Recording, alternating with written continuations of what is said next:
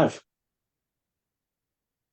Good evening and welcome to another Sunday Charge Up. David Lee is my name. I'm the founder and chief coach of Leeway Mind and Body Mastery. We're a company that Sydney-based coaching company. Obviously, the name Leeway Mind and Body Mastery means we work with the mind and the body. You've heard it be said that we need a healthy body gives you a healthy mind, but you need a healthy mind in order to make the decision to have a healthy body. Now, the topic for tonight's talk is discipline. What I learned from a 7-day water fast about myself and humanity. An incredibly interesting experience for me. And I documented as I went along for the things that I thought I may forget.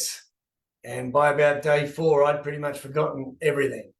So I'll talk you through the experience, and then I will talk around discipline and what discipline means to me, particularly now, as opposed to what it meant this time 168 hours ago.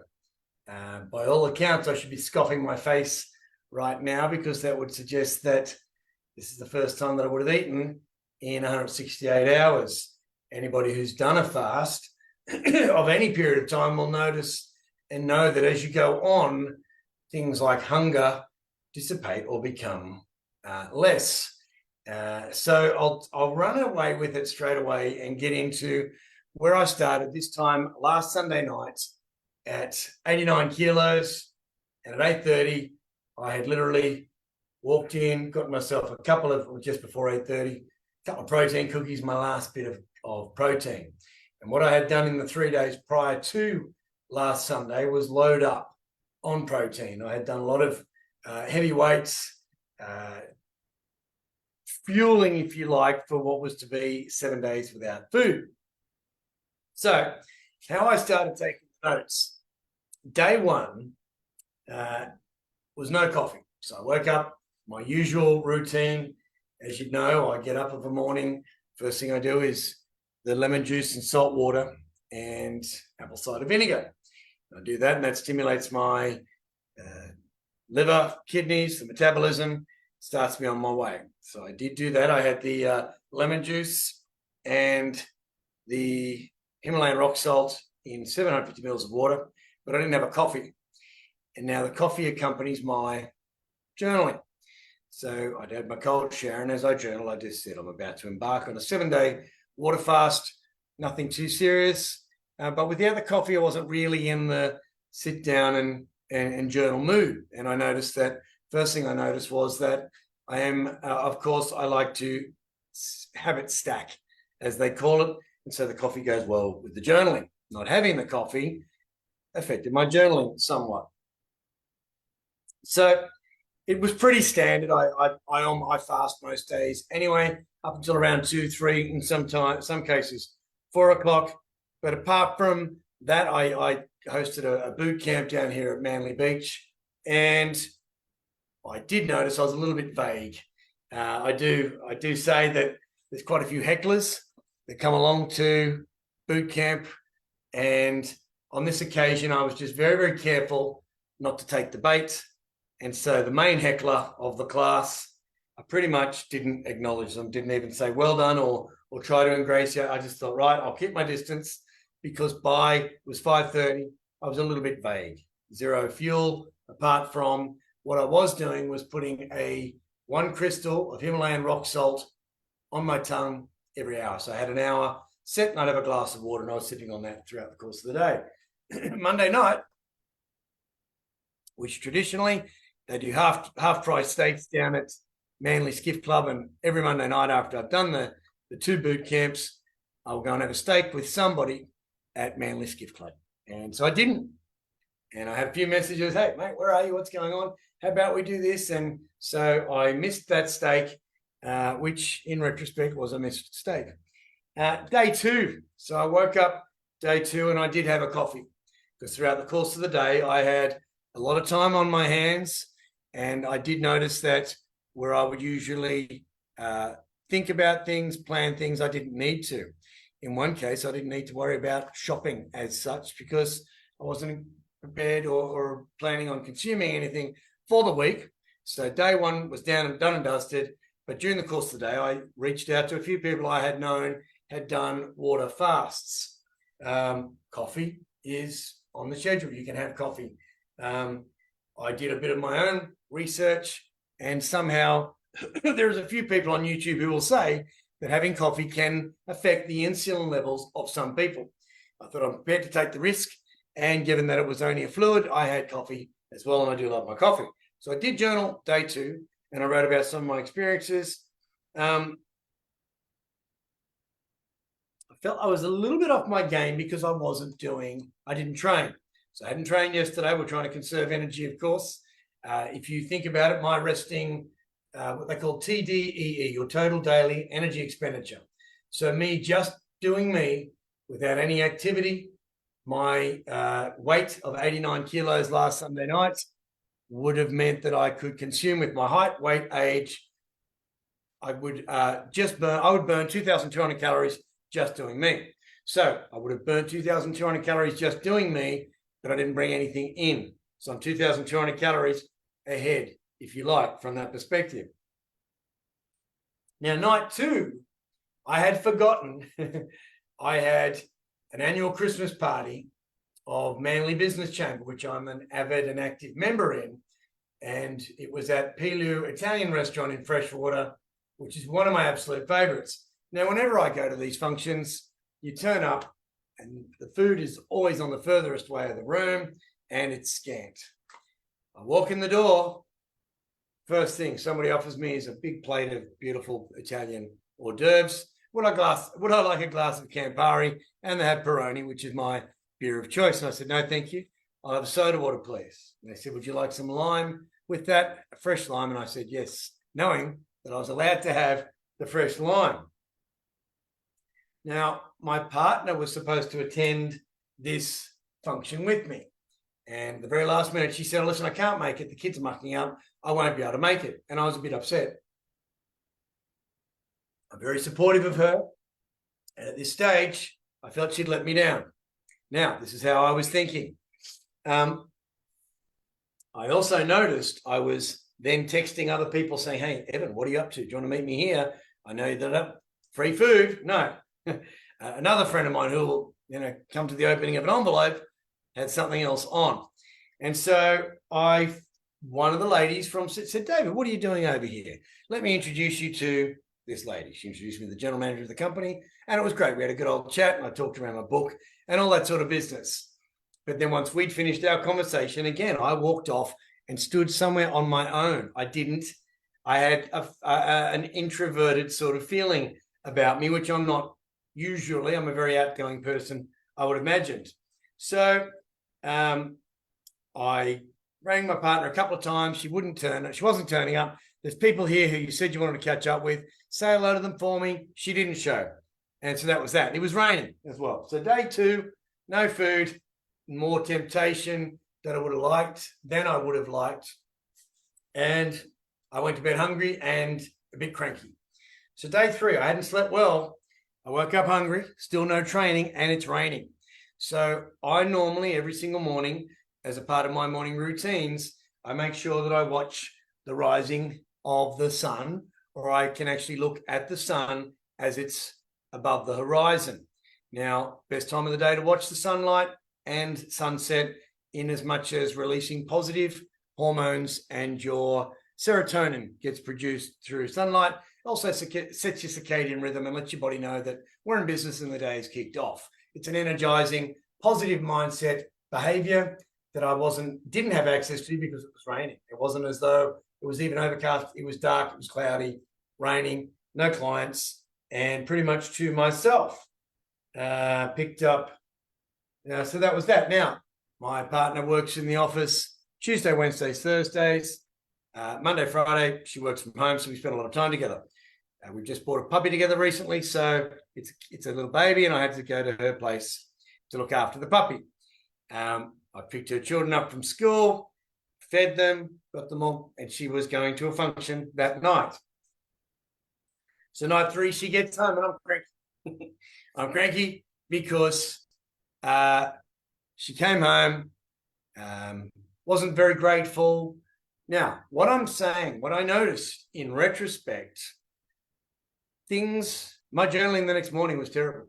I noticed a lot of things that I didn't normally notice. Now, the topic of this talk is discipline, what I learned about myself and humanity across the course of the 7-day water fast. Now, in the throes of these things, I wasn't noticing, but I was very cranky and I felt a little bit taken advantage of. I saw things I've never seen before. Hyperbole or hyperbolic thinking is where everything's a little bit over-exaggerated. And it did seem a little bit over-exaggerated. So day 4, I wake up. Actually, no. My partner went straight to sleep. And I normally stay at her house when I'm at her house. And if I wake up in the middle of the night, I leave because I've got early morning starts. She'd fallen straight asleep. I felt a little bit unrewarded for my hard work and voluntary acts of service and all that business, if you receive my meaning. So feeling a little bit unappreciated. And she fell asleep. I got up and I left. So that's day 3 gone. Still, by this stage, hungry, cranky, short-tempered, and intolerant. Day 4. So day 4, I wake up to a text from my partner that says, you didn't say goodbye, and you usually leave at 3 a.m. And I wrote, I usually wake up at 3 a.m. I didn't get to sleep. And that was it. Very short, very terse. I was very short-tempered. There's an expression that says, if you meet an asshole in the morning, then you met an asshole. If you meet assholes all day long, then you might be the asshole. And everywhere I looked were assholes. The asshole next door, the asshole on the road. I was beeping my horn. I'm not a horn beeper. I ended up going around to my partner's place. Now, on the way, I called into, because I journaled. I actually did get up on that day and I saw her text message and all I wrote back was, well, normally I wake up at 3 o'clock. No respond, no smiley face, no lovey eyes, no kissy faces, no hearts, nothing. Very, very curt and what I thought was sending a message. Anyway, I sit down, I had my coffee and I started journaling. I'm journaling how I feel, and I wouldn't read my journal to you because I'm a bit ashamed of some of the things that I wrote in there. But as I was writing, I look back at it now, it doesn't even sound like me. But as I was writing through there and I was so cranky, and the benefits of journaling, as I continually propose, came up in as much as when I was writing it and seeing how angry I was and how indignant and I just felt like, what am I doing? What have I gotten myself into? Now, I'm engaged to be married. However, all of the things that I looked for, I was looking at all the negatives in our relationship, which there aren't really, but I had exaggerated them. Now, I'm exaggerating them because I've got no fuel. I'm not thinking straight in as much as I would have mentioned to you guys the Alcoholics Anonymous's acronym of HALT, which is before you react, ask yourself, are you hungry, angry, lonely, tired? Clearly, I was hungry, without a doubt, and I felt justifiably angry. I was lonely. I had no intimacy or affection from my partner. And tired, well, I was restless nights. I had been woken up. Now I've got my book launch tomorrow night, and so I've had a lot on my mind, and ideas are coming to me, and I'm doing whatever it takes in the middle of the night and all sorts of things, and I don't care. I mean, at this stage of the game, every now and again in life, I think I'm a big believer that you need 8 hours sleep, but every now and again, I'm prepared to compromise sleep if there's a big thing that's coming up, and I'm very aware of not having a lot of big things coming up at the same time. It's also Christmas, a big thing that is out of my control. By this stage as well, we're trying to organize Christmas Day, and we're waiting on one of my brothers to organize it. Now, one of my brothers is actually a Catholic priest. My mother, I was brought up very Catholic, and my mother my father passed away a couple of years ago, and she prays every day to join my father. And we're always at the behest of my brother, who's the priest, because mum follows him around and does whatever, and he says home masses, and he's convinced her that she's not going to get to heaven and see my father unless she keeps following him around and going to his masses. Now, the reason I raise that is we're trying to plan Christmas Day. My daughter has said, Dad, I've just moved out of home. Do you want to come and spend Christmas? We don't want to see you Christmas morning. Now I get very cranky again. I've got Christmas lunch booked in with my partner, Christmas Eve lunch booked in with my partner on this particular year. My daughter now wants to have, and I'm sharing personal stories, of course, here. And hopefully you're getting the theme of the mindset that I have been in. And so she has gone, well, this year, can't we? I've moved out and I don't really want to go to everybody's houses. And I said, well, that's lucky. I got married at 25. So up until the age of 25, I had to have every single Christmas at my parents' house in the Blue Mountains. And from that day on, for the next 27 years, at my ex's Italian family, every single day, and I couldn't see my family. But I had no, you're 23 and you get to make decisions on that's lovely. And she said, but your partner, she's not your family. She's just your partner. Anyway, I don't respond like that because I want my daughters at my book launch. And one of my goals, when I wrote down my family, mental, physical, spiritual, social, financial, family, business and romance goals, one of my family goals that I wrote down in July was to have both of my daughters present at my book launch. So when my partner says, why didn't you say this to that? And I'm getting frustrated because I can't think straight to articulate why and what's going on. And so there's all this going on. And I can't think. I cannot rationalize. I just didn't have the bandwidth in my mind to be having conversations. So because I wasn't calm and there was zero space between stimuli and response, I was getting cranky and snappy. So this is going on. Now, I walk into the florist after my journaling and I write all this down. And I walked into the florist and they say, here he is. And I said, ladies, today I have to buy flowers. I always walk in there and they say, what's the occasion? I say, no, just buying flowers. We wish all our customers like you. We only see these men whenever they fight or it's a birthday or an anniversary. And I do often say that, don't wait for the reason. Flowers shouldn't be an apology. So if you would have noticed, which may not have come up too well in the photograph that I sent Zach this week, that's me with a bunch of roses in my hand. And as the lady told me, these are very special roses, she said, do you want to have, I've got these peonies, and I don't know what a peony is, but I just said to her, I don't know that I should be buying peonies. I've been behaving like a bit of a peony for the last couple of days. And so I'm buying these flowers as a way of an apology. Symbolically, of course. And these roses were $15 each. So probably more than I would have paid. But again, they got me because I was in a momentary lapse. I was in this state. But the lady did say to me, you're doing keto. You look very skinny. Now, by this stage of the game, I'm 82 kilos. So by day 4, I had lost 7 kilos. Now I'm doing my water. I'm not exercising still, so I'm feeling a little bit whatever. I then buy the flowers and I bring them home. Everything's great. So they were well received.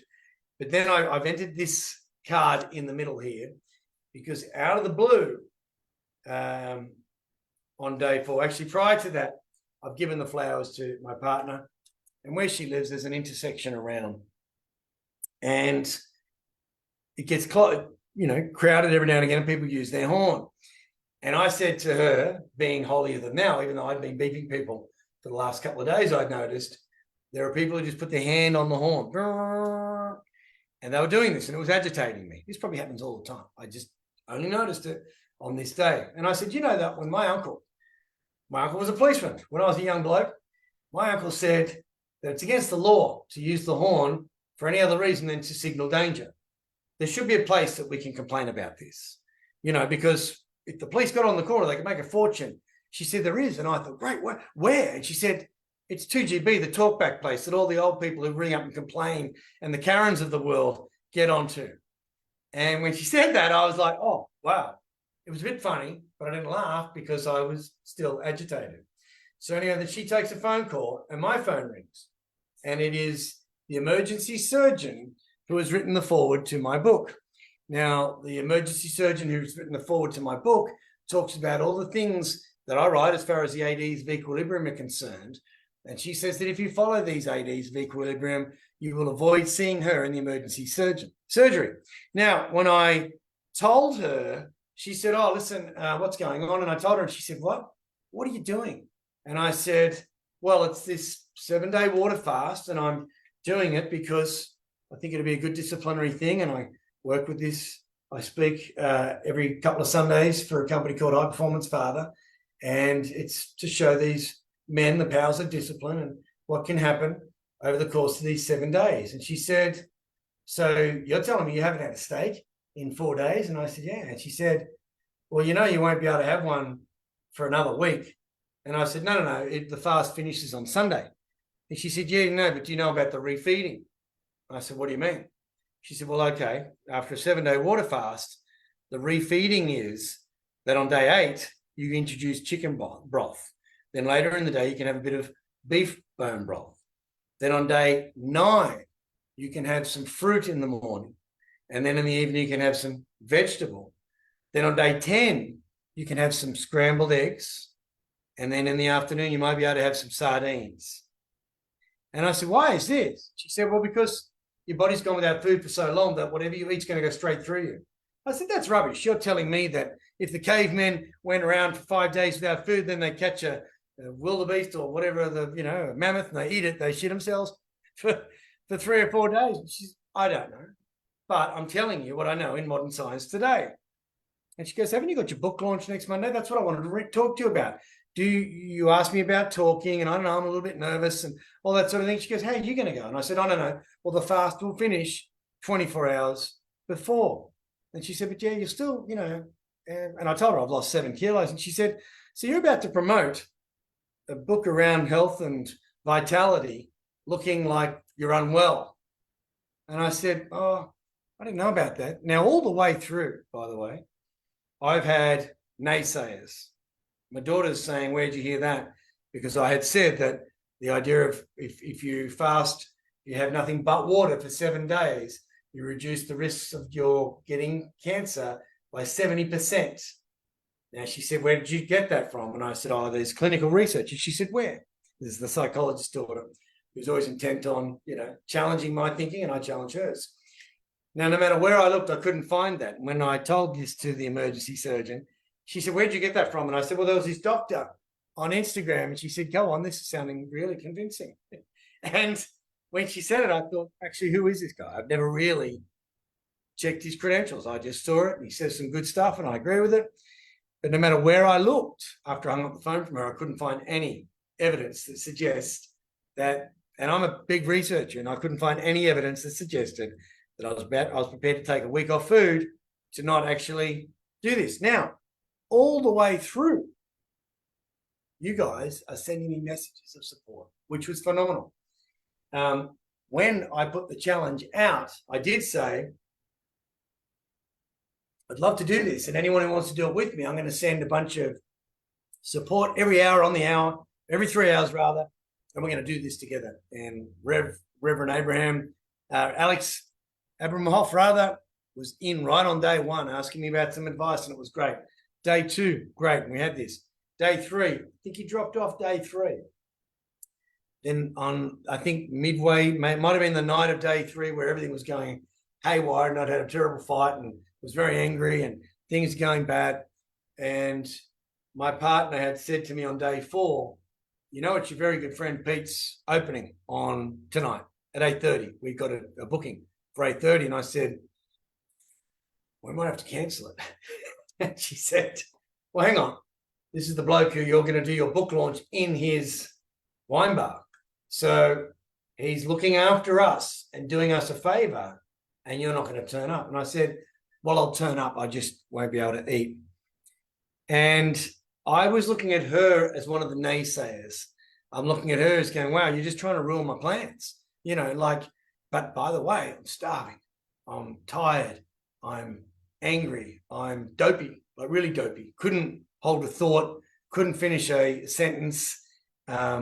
Even at the 2 nights before at the Christmas party at the Italian restaurant, Pilio Freshwater, I'm speaking to people, and sometimes in conversation, I've got a good vocabulary, I would have thought, and I put it down to the fact that I'm well read, and on occasions I'll say a word. And I don't know where I got the word from. and I'll say what I really meant. And when I get home and look it up in the dictionary, it's the word that I wanted to use. And I go, wow, I don't know where I got that word from. On Tuesday night, words were coming out. I'm like, I have no idea what that word means. And I would try to say what I really did mean, and I didn't. When I got home Tuesday night, those words didn't mean anything that I was hoping they would mean. So I was getting a little bit brain scrambled as well. Anyway, that was day 4. Come day 4, massive storm in Manly. Boxing that I take gets cancelled, which is just as well, because having to tell people left, jab, jab, cross, uppercut, high, hook, hook, knee, jab, kick, whatever it was, I wouldn't have been able to do it. Anyway, so at 8:30 on day 4, 96 hours in, when I turned up to my mate Pete's place, and there were people there from all the different areas in Manly, and my partner's so cranky, she's not talking to me. And Pete, the owner, comes over and he goes, "What's going on?" She says, "Well, David's doing a 4-day water fast." And he said, "Why?" And I told him, and he said, "You don't look well. You look really unwell. You look skinny, gaunt, all that sort of thing." And he said, "Hey, you don't have to eat anything." And I said, "I will." And I did. So at 96 hours, I broke my fast. I had some anchovies, I think it was, on some crisp bread, whatever. Now, the worst thing I did was introduce carbohydrates, because on the research, I should have had protein. So I did last 96 hours, but on day 5, and I had a couple of glasses of red wine on that night, and it was nice, and I did that, and my partner was very, very happy for me, and we were back. We had a wonderful night. We laughed our heads off, dropped my guard. Everything was fine. I woke up day 5, worst diarrhea I've had in 5 years. That's all I can say about day 5. Day 6, I went around to my partner's place and I mowed her lawns for her. And I ended up doing a bunch of really nice things for a lot of people.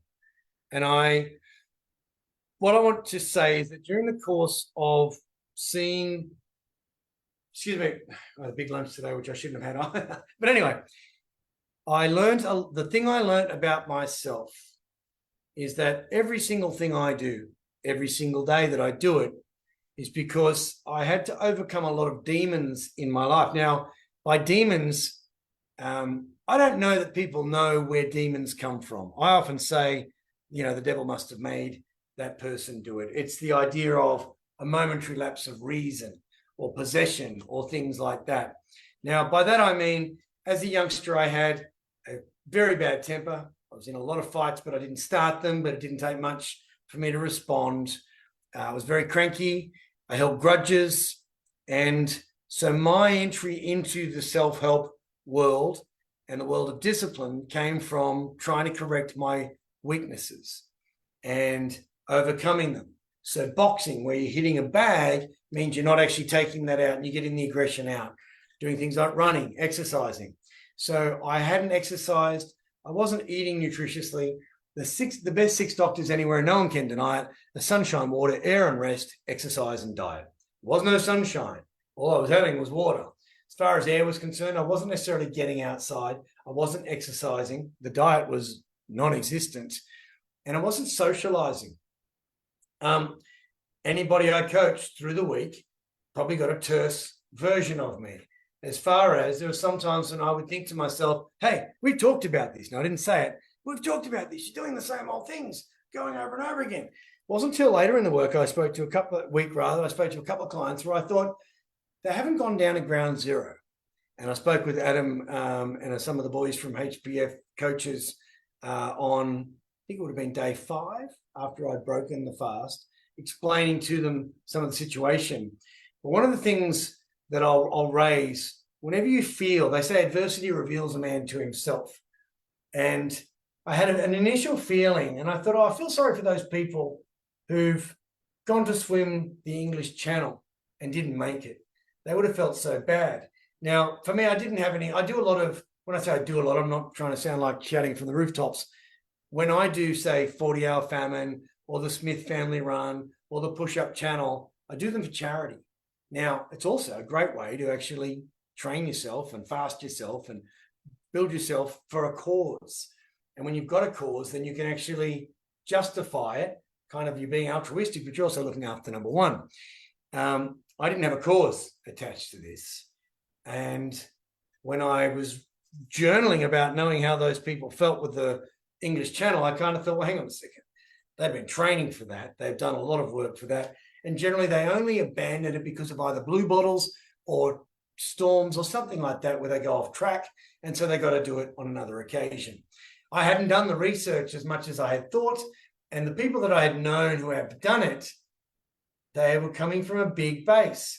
So, for example, by the fact that I'd lost 7 kilos in no period of time, I didn't need to lose 7 kilos. The people that I know who've done it, who I was asking for advice, had needed to lose about 30 kilos. And over the course of a 7-day water fast, one of the blokes had lost 15 kilos. So it's a great thing if you need to lose a lot of weight because you've got a lot of supplies. I lost 2 kilos of muscle in that period of time as well, which I wasn't happy about. But what I noticed was that I didn't like me. I didn't like anybody, and I didn't like me. As I mentioned, I was meeting assholes all day long. But I then started to think very negative thoughts about myself.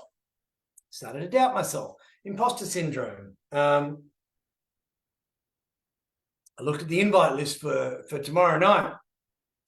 And as I was looking at that, I have a lot of respect for every single person who's attending. And it was only through looking at that, I thought, why do these people like me? Why are they coming along? Maybe they're coming to see whether or not, whether I fail in this. And it really wasn't me. Back to what I was saying to the boys the other day. When we climbed Mount Kosciuszko a couple of years ago now, I was walking with a group at one stage and somehow we got lost off track. And one of the fellows once we realized, I said, well, hang on, let's go back to where we started. We went back to where we started and we realized where we went off track and we kept ascending the mountain, ascending. Now I made the point, one of the guys goes, oh, we probably just added 5 kilometers to our trip. And I said, well, we're still on our trip. We know where we're going. We didn't go all the way back down to the bottom. And it's one thing I think when you do go off track, that we've got to be very forgiving of ourselves. They say forgiveness is setting the prisoner free and recognizing you were the prisoner. Now, I had to be very forgiving of myself that I was short-tempered, but it's not who I usually am. I didn't say anything mean. I just was mean. I was going to post a thing on TikTok about why I was buying the flowers. And I just thought, actually, no, it's a little bit too raw and apologetic. And nor did I explain myself too badly. And when I said at one stage I didn't really do anything wrong, I was almost letting myself off the hook because I could see my relationship being strained. Now, my relationship's a very, very important thing to me. With all of my relationships are. But another thing that I noticed throughout the course of this was that I socialize with my clients. And that to me ticks that box of social in my mental, physical, spiritual, social, financial, family, business and romance. I find I tick social with my clients because I really, really enjoy the companionship and the company that I have with my clients. But I still have a job to do. And I still have a job to do in as much as I may tell personal stories because it might help my clients see the ways in which I've overcome things or how I've been faced with very similar stories, but it's still about them. And so there were a couple of times when I had some calls and I was like, wow, this is quite upsetting. I feel for the guy. And I was more upset than I would usually be. And I think as a coach, there's a big difference between empathy and sympathy. Empathy is where I can understand how you feel, but sympathy is where I feel sorry for you. And if I feel sorry for you, then I'm actually not serving you because I'm coming from a different place. Empathy is going, okay, I can see how you've gotten in here. I don't necessarily have to feel the feeling, but with your situation in mind, my best advice to you would be for your best outcome. And I said to somebody the other day who does very, very well for himself, there's a line in the Bible that says, what does it profit a man if he gains the whole world, but in the course of that loses his soul? And I ask people, what is your soul? Now, your soulmate is, my brother said to me once, now I had this conversation with my mother this morning. I drove up the mountains and went to church with her because during the course of this, this hysteria, if you like, I had started to think about mortality, and I started to think about my mother. And if my mother had passed, do I think I would have seen enough of her? And am I being a good enough son? And during the course of this same time, messages were popping through the family chain. Has anyone heard from mum today? Has anyone heard from mum today? And I sent a message saying, listen, I'll drive up the mountains. And she wrote, no, don't. I just felt like staying some time to myself. So anyway, I went up there today. I was having this conversation with my mother about what your soul is. What is it? You know, I went to church with her. She loves that. And I said to her, I think, because I was talking about looking after yourself and all that sort of business. She said, be careful, David. Make sure you look after your soul as well. And I said, Mum, you got to look after your body, because your body's the one thing that makes sure your soul and your mind awakens every day. So what is my soul if it's not the dwelling within which I live? And so when people say my soulmate, my brother Kevin used to say, your soulmate is the person who cares most about your soul. Now, whatever your soul is to you, whether it's your mind, whether it's your spirit, whether it's your relationship with yourself and the universe, I believe it's important to have an identity around that. And that's where I talk about the identity that you have in each of the 8 masks of mastery. So when I say you have to have that identity, what is it?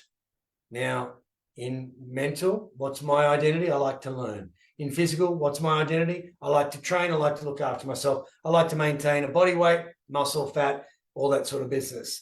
Spiritually, what's my spiritual identity? I like to be in the great outdoors. I like to pray. I like to have my connection with nature. Family, what is that? I like to have a good relationship with my daughters. I like to have a good relationship with my siblings. Social, what is that? I like to have some good social events with my friends. Last Monday, I didn't catch up with any friends. So I hadn't socialized, and I certainly didn't socialize at the networking function, the Christmas party on the Tuesday night. From a business perspective, I laid low. I kind of didn't really do any outreach. I wasn't proactively offering my services, which I would do. I didn't call in on people to see what they could do with my help, because I actually laid low. I thought, you know, the less people I come into contact with, the less people who can irk me, because everyone was irking me. From a romance perspective, I was plummeting, -2. And so when I ask people, when you give yourself a score out of 10 where 7's not an option, for mental, physical, spiritual, social, financial, family, business, and romance, what would you give yourself? And 7's not an option, because everyone says 7. There's a big difference between 8 and 6. And so I like to think I'm 8 in a lot of areas, and 8's where I strive for, because, you know, every now and again you'll get a 10, but the 10 doesn't stay there, because in order to get the 10 up there, then other areas have to suffer. Now, the reason I say you need to have an identity in each of those masks of mastery is if you have an identity attached to one thing and it disappears, if all you are is, oh, my partner, and your partner cheats on you or leaves you, you're gone. If all you worry about your company and your partner, someone rips you off in business, you're gone. If all you are is this, there's so much at stake. So when I say that, if you are stoking the fires of your masks of mastery, when they go below 7, stoke them up again. Otherwise, you're looking at spinning plates, and one crashes and they all crash. Everyone knows when it's good at home, it's bad at work. When it's good at work, it's bad at home. So it's keeping that balance that I think you need to do. So on day 4, I think I told you that, I was short-tempered, hitting my horn, I bought the flowers, went out for date night, 96-hour fast ended. And then, yes, on day 6, I started, at day 5 might have been in here somewhere. Oh, that was the worst day ever. That was, I spent most of the day on the toot. And yes, that's what, nothing to write home about there. But on day 6, I started to be more outward focused. I was less introverted, and I started doing things for other people. And I was looking, I called a lot of people I hadn't heard from, asked them how they were. I was very aware of the idea of, I talk about memento mori. You could leave life right now. Would I be happy with the ways in which I've been living my life? So the point of that was, unless you have an enormous amount of weight to lose, I wouldn't encourage you doing a 7-day water fast. I think 96 is good. And I think I'll probably do I've done 24-hour fasts. It's no big deal. I've forgotten to eat. Today I did have lunch at about 2 o'clock. It was at my partner's family house because, again, day 6, what I said was I went around doing favors for people, mowed lawns. I made a special effort to put a picnic in my partner's backyard. She's had a tough year health-wise, and she bought this place a year ago. And when I did the lawns and fixed up the gardens and all, it's the first time I'd really done them because she's been hiring a gardener or I've been getting gardeners in there for her. And I thought, she's been here a year. Why haven't we planted a lemon tree? Why haven't we done this? And even though we're engaged, I hadn't necessarily put any roots down, so to speak. The fellow who I told I got my book launch coming up says, "You've got kids, haven't you?" I said, "Yeah." And he said, "You've planted a tree?" And I said, "Yeah." And he said, he's from Brazil. He said, "We say in Brazil, if you've raised a family, you've planted a tree and you've written a book, your life is complete." And I liked the idea of that. But the last time I planted a tree was probably 30 years ago.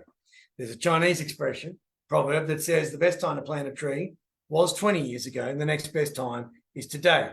So whatever it is you think you want to do in life, it doesn't matter that you haven't done it, do it today. One of the questions I've been primed on, some of the questions I'm going to be interviewed with tomorrow night, that's what you do, is what advice would you give to somebody who wants to write a book if there's any budding writers out there? And my advice will be that quote from Epictetus, which is, if you want to be a writer, write. And whatever it is you want to do it. Unless, of course, it is a 7-day water fast with all of its disciplinary and accompaniments, which is that you'll be mean and nasty to the people in your life who you care about. Now, if any of you are experiencing those feelings or feeling those feelings without having gone through a water fast, I think what I had done was held the mirror up to myself and got to spend so much time with myself that I hadn't spent as far as an introspective perspective is concerned, because I have this way of living, and the point of it is my morning routine is so that my days aren't routine. The first hour is the rudder for the day. And knowing that I've weighed myself, had my lemon juice, had my cold shower, journaled, meditated, prayed, stretched, exercised, eaten well, done my 8Es, if you like, all of that gives me balance. It gives me that homeostasis. It gives me that peace of mind. It was all out of whack. And about the only thing from a mental, physical, spiritual, social, financial, family, business, and romance perspective that I was on top of was finance. I wasn't spending any money. I wasn't doing anything. I was pretty much, doing a lot of things slowly and not effectively. So anyway, day 6, I did that. And then day 7, of course, was today. And I drove up the Blue Mountains to see my mother. And then from there, I drove to my partner's parents' place because her father's unwell. That was to do her a favor as well. And I just felt more extroverted and more outwardly focused. I don't feel selfish for doing what I did. And I never call anything that you do selfish. I call it self-preservation. And as I say, the best thing I can do for you is look after me. And the best thing you can do for me is look after you. And I don't call it self-sabotage. I call it self-deprioritization when you're not looking after yourself. I think everything that we do in life has to start with self. You have to look after number one. And in doing that, you make sensible decisions. Now, I was getting the voices of, you don't need to do that, it's stupid. There's no research that says that. And Arnold Schwarzenegger says, don't listen to the naysayers. I've said it to you guys before. Some of the most successful things that I've ever achieved have been because of the fact that I've been told that I couldn't achieve them by the naysayers. So they've motivated me. But given I wasn't really having too much dialogue with anyone, I wasn't even motivated by the fact that I was being told that I couldn't do it or shouldn't do it because I wasn't engaging with anybody to hide from them and the world. So the biggest thing I learned about myself over the course of those days is that, yes, it's very important to set boundaries, but your boundaries can't be barricades. If you set an intention to do something and it's not working in every other area of your life, then that's not going to give you peace of mind. It's not going to give you balance. By that I mean, the boundary that I had set was that I wasn't going to put any food in my mouth. for 7 days. The barricade came from the fact that even though I wasn't feeling well, I was struggling, I had locked myself into this. I became the prisoner of what I was supposedly doing to benefit myself. Now, if I did need to lose weight and it really had to be done, then that would have been a price I would have been prepared to pay. It wouldn't have been a barricade because the outcome would have been great. Now, the only thing I had motivating me was you guys. And there'd be the odd message I'd be getting from people saying, David Lee, if anyone can do this, you can do this because you're a man of your word. Oh, man. Yeah, I did say I'd do this and I am a man of my word. And that was one of those, oh, man, I'm a man of my word. And as time went on and I started to journal, and when I did break the fast and I did eat, and I had sardines and I had another can of sardines and then I had some scrambled eggs and, I still haven't had any steak, which is curious because that's, a big part of me is eating barbecued steak. So I hadn't done any of that. But one of the things I did recognize was that I don't think it's healthy. I don't think it's safe. And so it's not an excuse. Or I generally say when I'm trying to get myself out of things, not as an excuse, but by way of explanation, which is the nice way of giving an excuse. But I couldn't make it and I didn't make it. And I don't feel bad about it. I did feel bad, say, day 5. I felt a little bit like I'd let people down. But then I realized I hadn't really, other than saying I would do it and tell you what I learned about myself and humanity, I learned that I'm intolerant of humanity when I don't have a good reserve of fuel in my system. I recognize that all of my habits are designed to be very beneficial to me. When I was asked the other day how I would sum up Stoicism, there's a quote from Epictetus which says, when he was asked that, which was, it's basically persist and resist. My father would have said, you want to get into the habit of, if it was positive, and you want to get out of the habit of, if it was negative.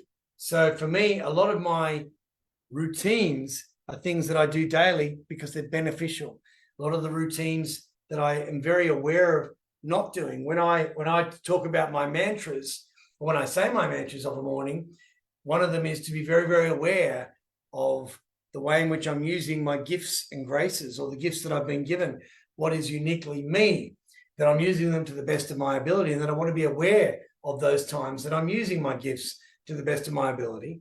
Or I want to be aware, I want to be aware of the times when I'm called upon to use those gifts and I'm not using them. And so I correct them with moral rectitude. And there were a couple of times through the week where people were calling me and I thought, I can't take that call. I don't know whether I'd be able to do the right job by this bloke or this woman if I take the call right now. And so I was kind of not sending messages saying, hey, can I call you back? I was just kind of like not answering the phone. So there was a real weakness that I felt within myself, which this is like, 168 hours after I started this fast and didn't finish it. But looking at it today, in the drive to my mother, that was 90 minutes, and I didn't listen to podcasts and I didn't listen to music. I just thought. And then when I drove from my mother's place to my partner's parents' house, it was another hour where I didn't listen to podcasts. I just thought. And when we got there, they brought the new dog along and the kids were doing whatever. And I was very, very aware of not being short-tempered. But because I was fueled, I didn't have that. Because I had gone for a walk this morning, didn't have that. Because I did train yesterday, I didn't have that. So gradually I got back into my routine. Tonight, when I got home from all of these things, I had a sauna. I had a good long sauna. And again, I meditated, I prayed, and I thought. And so with a lot of introspection, what I learned most about myself is that I am a creature of habit, something that I already knew, but that every single one of those is designed to, there's a Rihanna song, I'm friends with the monster that's under my bed, get along with the voices inside of my head. And I play cold water songs to, motivate me and all that sort of business. And today I had along because I had the sauna and I pushed play on the cold water song. And once it finished, I was still in the shower because I was very, very hot. And that song came on. And as I listened to those words, I thought, wow, every single thing I do is to get along with the monsters that are under my bed and, friends with the voices that are inside my head. Because when that mini me does say to me, you can't do this, David, I don't say, hey, get stuck, F off, blah, blah, blah. I say, yes, I can. Thank you for your opinion, but off I go. Because it is a part of me. And in Jungian psychology or psychiatry, Carl Jung would say that we all have a shadow. And quite often what we don't like in other people is what we don't like in ourselves. And I'm a big anti-road rager because I think it shows a sign of a lack of self-control. Excuse me, yet there I was out there biffing people in the traffic, and I wasn't necessarily in a hurry. I was just upset with people being people. When I say 99% of the population don't get how this life works, 1% do, but of the 1% who do, 99% don't do it. I was very, very, very, very, very aware of the 99% of the population who don't get how this life works.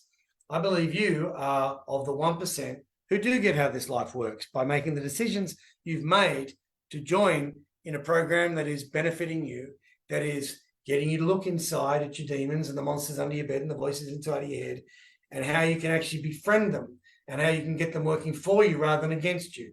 Because when I do get the mini-me that comes up and says, you can't do that, and I say, yes, I can, but why do you think I can't? Because of this, this, and this. And then I say, well, this is why I can. It's not necessarily, talking to myself, but I'm aware of the fact that I'm going, oh, wow, but whose voice is that?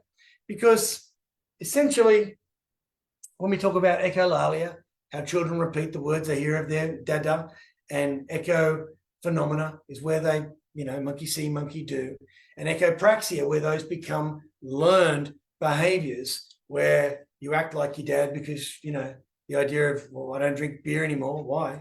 Why do you drink? Why don't you like beer? Well, I drink it because my dad drank beer.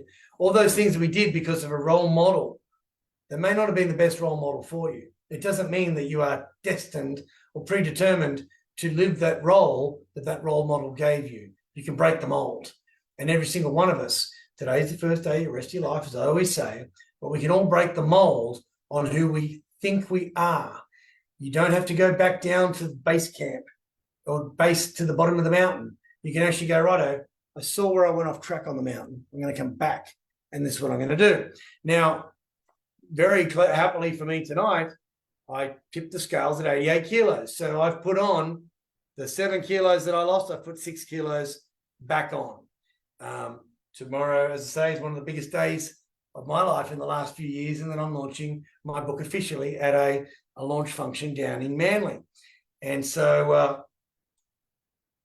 superstitiously, I will be practicing every single one of the 8 E's of equilibrium. I'll set my alarm early, and rather than training my fittest client, I've asked him, well, can we train together? 15 years younger than me with this bloke, and I want to make sure I train with him so that I do an absolute smashing workout. I've got my looking after number 1 shake all ready to go after that. So I've got eating covered. I've got exercise covered.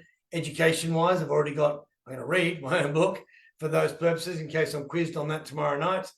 Enlightenment, first thing I'll be doing in the morning again will be the cold showers, the journaling, the appreciation of a sunrise, and it's tipped to sunrise tomorrow. Obviously, I'll be engaging with people throughout the day. There are people coming in from all around the country, which is fantastic, which I'm excited to see. And even within, as I say, I drove out to where the warehouse has got all my, I have 2,000 advanced copies, and I went out and I got a few boxes because the place where I'm launching the book is Henry G's Wine Bar in Manly, and they have books all around the walls. And what's interesting about the way the world works, and I say you couldn't have scripted the way things have happened. The song that I will have going off tomorrow morning as my cold shower song is It's a Kind of Magic by Queen. And one of the lines is, the waiting seems eternity. And I've been waiting for this book for, it seems, eternity. And I've been talking to you blokes about this for quite some time. But the time has arrived. And where I will launch it, the fellow who owns the place is a fellow I've been mentoring since he was 18. He's about 35 now. And he had planned to launch his bar and open his bar in May. And my book was due to be released in May of this year. And he kept getting delayed. Mine kept getting delayed. He kept getting delayed. Mine kept getting delayed. He opened as I say, last Thursday night rather, was the opening night. And this Monday coming will be the first function that he will host. So it's worked out very, very well that how we wanted this to go. And as I say, you couldn't have scripted it. When I was working with one of my clients who's an emergency surgeon, I thought, wow, wouldn't it be great if she could write the foreword to my book? But I just hope she likes what I preach. I hope she likes the message that I'm doing. And her foreword couldn't be more, she pretty much finishes off by saying, if you follow the 8 E's of equilibrium, you'll avoid seeing me in the emergency department. So obviously the idea that I will be encouraging the people within the audience to buy my book, but also to live the 8 E's. And one of the questions I'm going to be asked is what would I want from tonight, and what would I want people to be doing? And I would really just like the idea of the book. It's designed to be picked up at any page. You can follow the 8 E's sequentially, and they are designed to be enlightenment as soon as you wake up, then education. It's put something in your mind, learn more today than what you knew yesterday, move your body, even if it's just 48 air squats and 40 push-ups. I had a client say to me once, "You're going to get me to run, aren't you?" And I said, "No, but I'm going to get you to do 40 air squats and 40 push-ups." He said, "But I can't do that." I said, "You got all day." And you'll find if all you do is 40 air squats and 40 push-ups before you get into your day, next thing you know, you'll go, "Well, I might even just swing some weights around." Little by little, a little becomes a lot. I'll get into I'll have got my, that, and everything will happen the way it will be. Now, the entertainment side, obviously tomorrow night's going to be very entertaining. And embodiment, which is the 8th E, is where every single thing that comes together in your doing and your being and your having. Everything you want to have in life is on the other side of doing. What you do, what you have to do to be who you want to be, to have what you want to have, from a mental, physical, spiritual, social, financial, family, business, and romance perspective. What do you have to do? And that's embodiment. And the idea of, I've been asked, what is my favorite quote in the entire book? And I don't know whether Naz is watching tonight, but I did ask him to count how many quotes he's come across. And the only heckler I expect in the crowd tomorrow night will be my best mate. And he always used to call me Quote Man. And so what was I going to do but write a book with 1,000 quotes in it? But I'm going to be asked, what is the favorite quote that I have in the book? And it was a toss-up between two. And the one that I do love the most is by Jacob Riis, which says, "It's not the first or the last blow of the sculptor's hammer that breaks the marble, but every single one of them." And so I say, today is the first day of the rest of your life. And then the next day is going to be, and then the next day is going to be. But it's every single thing that you do and every single moment. And the only other quote that I would think I could have said is that one from Star Wars where Yoda says, "Do or do not. There is no try." And there's a paragraph in the book where I say there's no such thing as might power, need power, want power, could power, should power. It's willpower. You either will or you won't. And I think from a will perspective, the spirit was willing, but the flesh was weak when it came to doing the 7-day water fast. I did have saunas and I did a couple of ice baths as well, and they were distractionary things to kind of pass the time of day. What I'll finish with, because we are getting into the whole point of what discipline meant. Now, discipline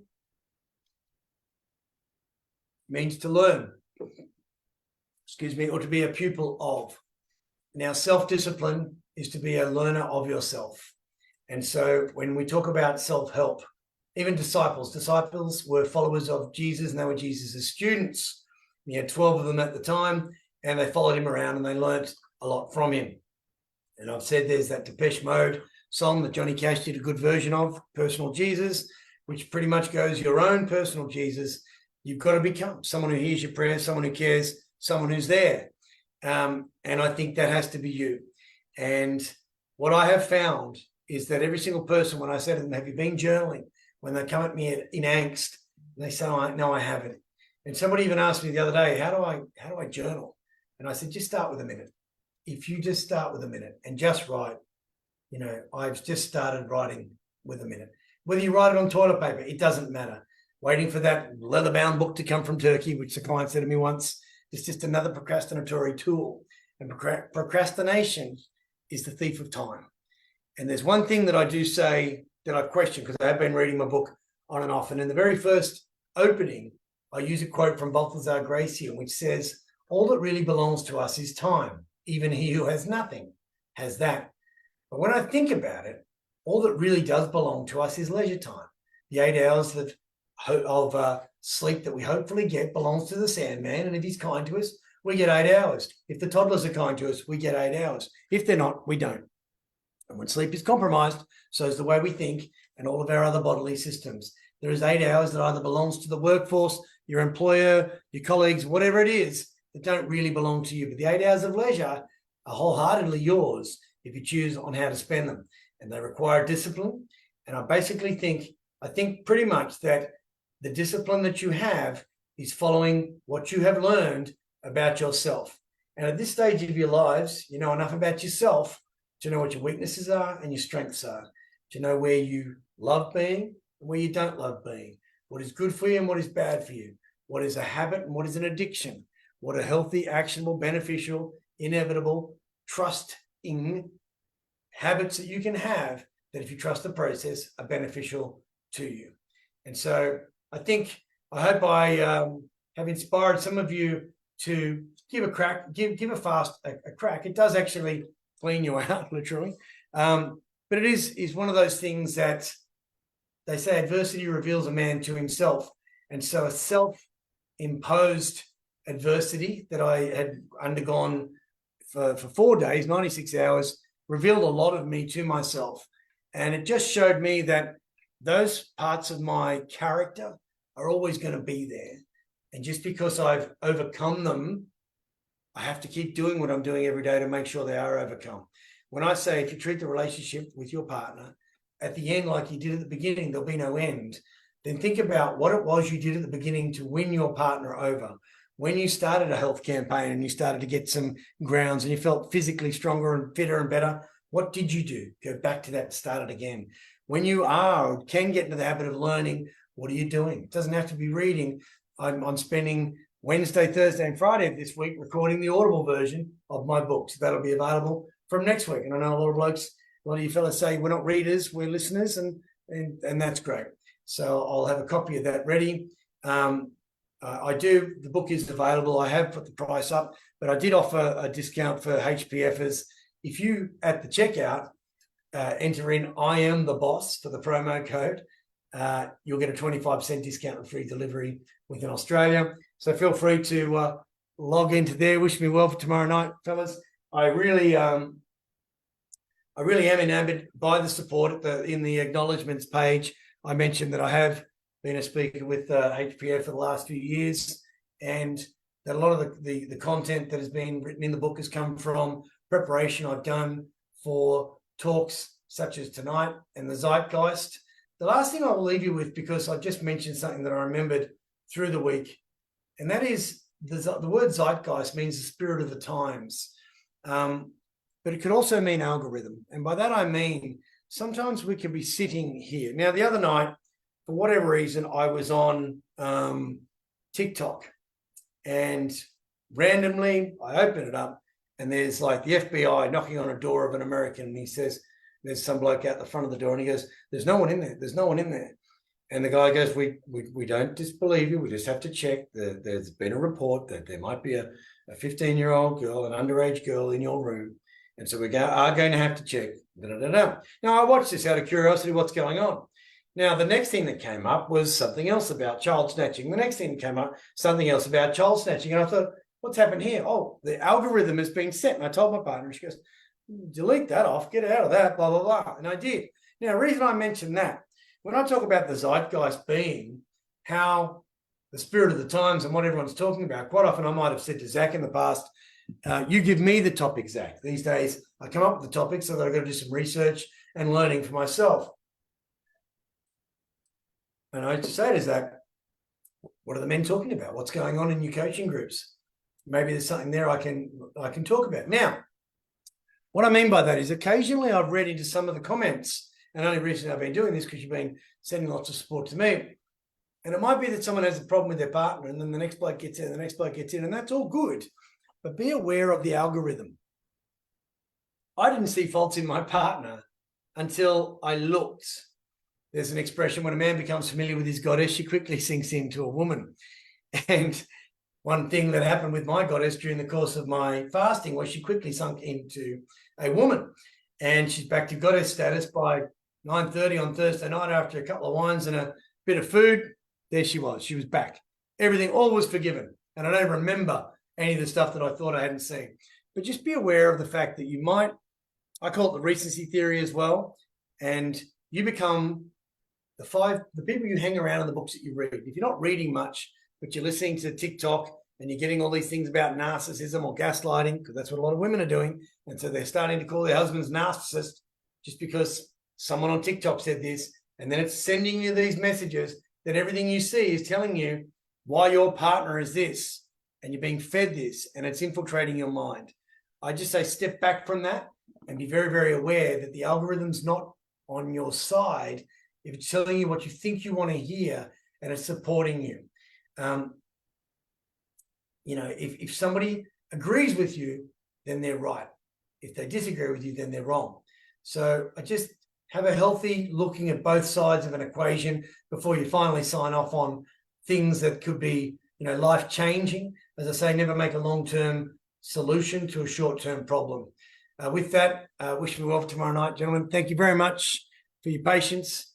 I hope you've learned, and as I say, the greatest teaching I would take out of tonight is if you don't need to lose, if you've only got 5 kilos to lose, don't do a 7-day fast.